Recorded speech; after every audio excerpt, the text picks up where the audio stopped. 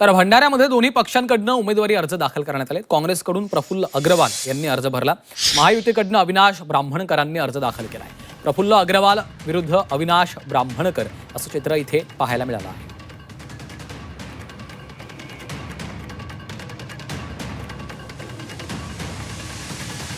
महायुतीचे भारतीय जनता पार्टीचे उमेदवार अविनाश ब्राह्मणकर यांच्या आज नामांकन आम्ही भरलेलं आहे आणि या महायुतीच्या आमचा उमेदवार भरघोस मताने निवडून येतील, त्यामध्ये आमच्या मनामध्ये शंका नाही। या महायुतीच्या लोकांना ऐकणार नाही अशी परिस्थिती आहे आणि या ठिकाणी काँग्रेस विचाराचाच उमेदवार निवडून येईल अशा पद्धतीचं चित्र आज भंडारा गोंदियात आहे।